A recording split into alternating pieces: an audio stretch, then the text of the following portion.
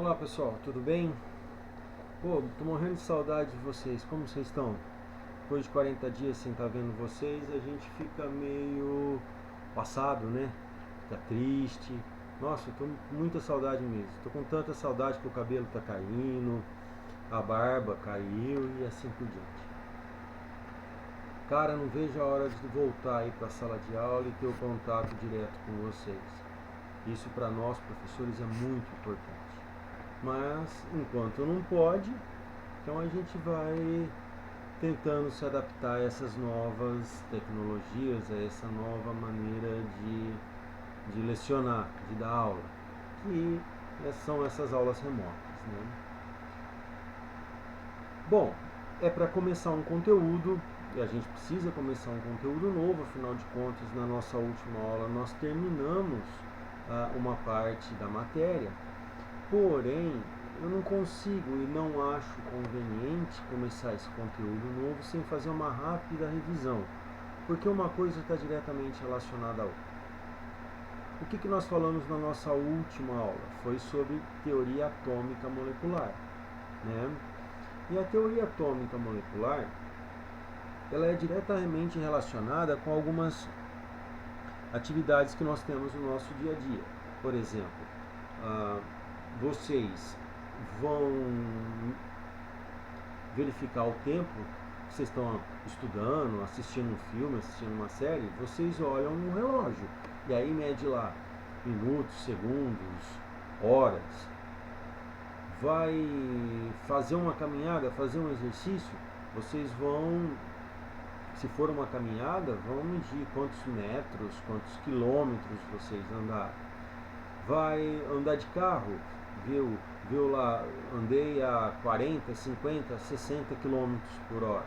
Então são atividades do dia a dia que vocês medem, vocês têm uma referência de medida. E isso também é aplicado à química, porque à medida que foram sendo descobertas, foram surgindo as novas teorias atômicas, teorias essas que explicam a constituição da matéria, dos elementos, dos átomos, das substâncias, dos íons, né? Houve a necessidade de quantificar, de se pesar, de ver quantos átomos, quantas moléculas, quantos íons nós temos num determinado composto, numa determinada reação, num determinado reator. Então teve essa necessidade. E, como vocês sabem, a ciência vai evoluindo, as pesquisas vão acontecendo e foi possível medir o átomo. Graças ao grande trabalho de inúmeros cientistas, foi possível medir o átomo. E o que é a medida? A medida é nada mais, nada menos do que você comparar grandezas, correto? Como que foi possível fazer essa medida? Como que os cientistas conseguiram medir átomos que são partículas extremamente pequenas, consequentemente têm massas também extremamente pequenas? Ninguém consegue medir um átomo numa balança, ninguém consegue pesar um átomo ou medir um átomo numa régua, numa trena. Então, o que foi feito? Nós vamos comparar a massa dos átomos entre si e vamos usar como padrão o isótopo 12 do carbono, que é um dos átomos que existe em maior proporção na natureza. Tá? Isso foi adotado em 1961, tá? Foi adotado e instituído como oficial pela IUPAC. O que foi feito? Pegou-se um átomo de carbono do isótopo 12 e dividiu esse átomo em 12 partes iguais. Cada uma dessa partezinha nós chamamos de unidade de massa atômica. E cada pedacinho desse representa 1/12 do átomo de carbono. Ótimo. Fazendo uma analogia, o que isso significa? É a mesma coisa que você, por exemplo, pegar uma régua de 30 centímetros e dividir essa régua em 30 partes iguais. Cada parte dessa tem 1 centímetro. Então, com o átomo de carbono, 12 dividiram esse átomo em 12 unidades. Cada unidade dessa recebe o nome de unidade de massa atômica. Beleza? Ótimo. Quando você compara o átomo de boro com uma unidade de massa atômica, nós vamos verificar que dentro do boro é possível, entre aspas, colocar 11 pedacinhos daquela pizza que eu mostrei para vocês ali atrás. 11 pedacinhos do carbono 12. Então, se cabem 11 pedacinhos do carbono 12, a massa atômica do boro vale 11. Já o magnésio, ele suporta 24 pedacinhos. Vamos voltar lá naquela transparência. 24 pedacinhos desse. O boro suportava 11 pedacinhos de unidade de massa atômica. O magnésio suporta 24. Então, a massa atômica do magnésio vale 24.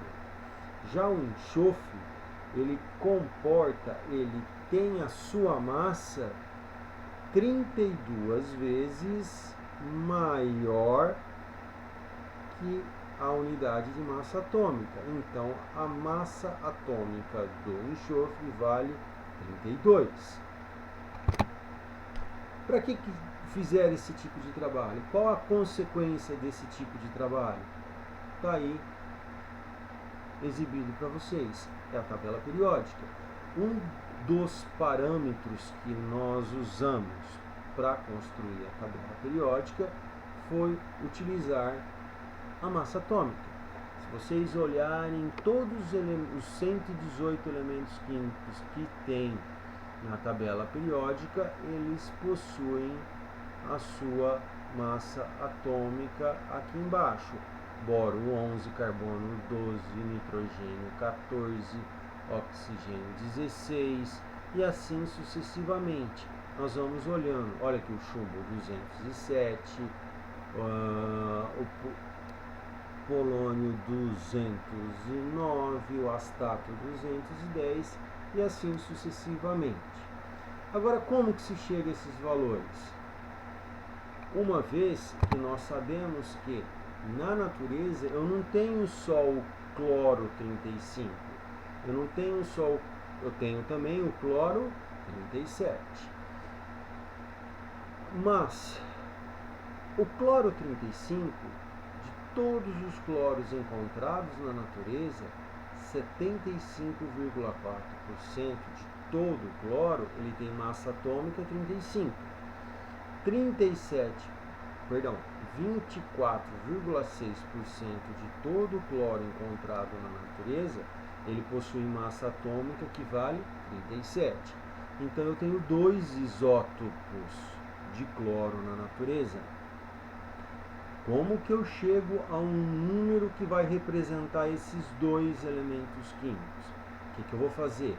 Eu vou pegar a massa atômica dele e multiplicar pela porcentagem, mais a massa atômica do outro cloro e multiplicar pela porcentagem dele.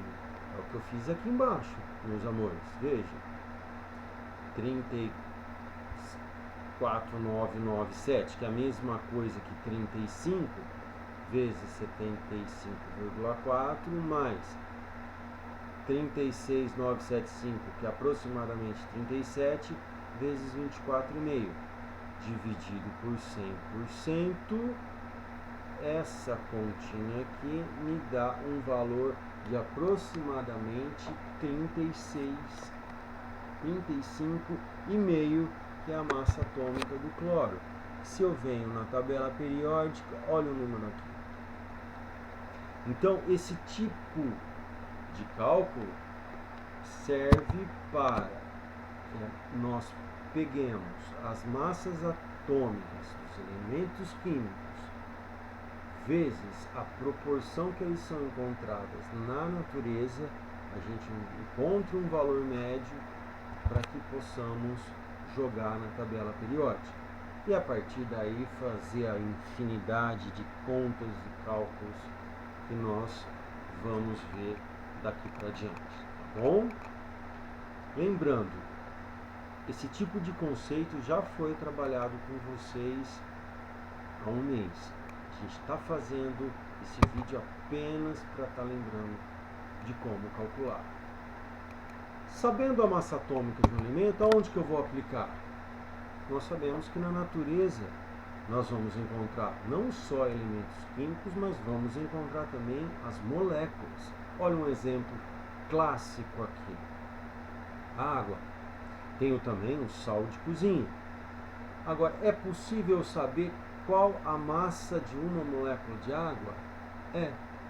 O que eu tenho que fazer? Eu pego a massa atômica do hidrogênio e a massa atômica do oxigênio. O hidrogênio vale 1, o oxigênio 16. Como eu tenho 2 hidrogênios na água, então é 1 vezes 2, mais 16 do oxigênio vezes 1. Esse 1 é porque eu tenho um oxigênio aqui. 2 vezes 1, 2, com mais 16, dá um número final de 18. Então a massa molecular da água vale 18. Outro exemplo, é determinar a massa molecular do cloreto de sódio, do sal de cozinha. Sabemos que o sódio vale 23 e o cloro vale 35,5. Como eu só tenho um de cada um, é uma soma direta. Veja, 23 vezes 1 mais 35 vezes 1. Isso dá um resultado final de 58,5. Beleza? Então tá. Então, galera, essa primeira aulinha é uma aulinha apenas para a gente revisar o que foi feito há 30, 40 dias, e a partir de agora, na próxima aula, nós já vamos começar um conteúdo novo. Um grande abraço para vocês, fiquem com essa mensagem maravilhosa e até já já. Abração!